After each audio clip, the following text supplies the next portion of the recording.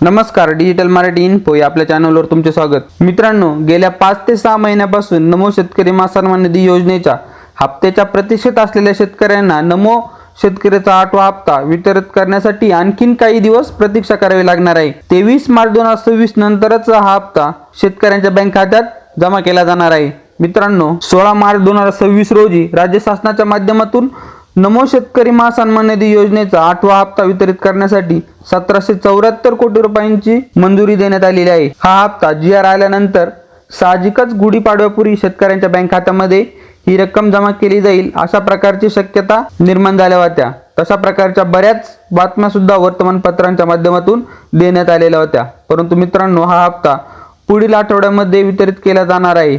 PM किसानचा 21वा हप्ता ज्या शेतकऱ्यांना वितरित करण्यात आला ते शेतकरी या नमो शेतकरी सन्मान निधी योजनेच्या 8व्या हप्त्यासाठी पात्र असून त्या शेतकऱ्यांना या हप्त्याचे वितरण केले जाणार आहे, अशी माहिती या GRच्या माध्यमातून देण्यात आलेली आहे। अर्थातच राज्यामध्ये PM किसान योजनेचा 21वा हप्ता हा 90,41,248 शेतकऱ्यांना वितरित करण्यात आला होता आणि या शेतकऱ्यांना जवळजवळ 1808,94,00,000च्या आसपासची रक्कम त्यांच्या बँक खात्यात जमा केली आहे। आता राज्य शासनाच्या माध्यमातून 1774 कोटी रुपयांचा निधी हा 16 मार्च 2026 रोजी उपलब्ध करून देण्यात आलेला आहे आणि यापूर्वीचा जो काही उपलब्ध असलेला निधी आहे असा एकूण मिळून 1808 कोटी रुपयांचे वितरण हे 23 मार्च नंतरच शेतकऱ्यांच्या बँक खात्यात केले जाणार आहे। मित्रांनो, या संदर्भातील बऱ्याच मोठ्या प्रमाणावर विचारणा हे न्यूज चॅनलच्या माध्यमातून कृषी मंत्र्यांना करण्यात येत होते आणि या संदर्भात कृषी मंत्र्यांच्या माध्यमातून उत्तर देण्यात आलेले आहे की पुढील आठवड्यामध्ये या हप्त्याचे वितरण केले जाईल, अशा प्रकारची माहिती कृषी मंत्र्यांच्या माध्यमातून देण्यात आलेली आहे। त्याचमुळे हप्त्याच्या प्रतीक्षेत असलेल्या शेतकऱ्यांना आणखी काही दिवस प्रतीक्षा करावी लागणार आहे। मित्रांनो, एकंदरीतच पाहिलं तर गुरुवारी गुढीपाडवा, त्यानंतर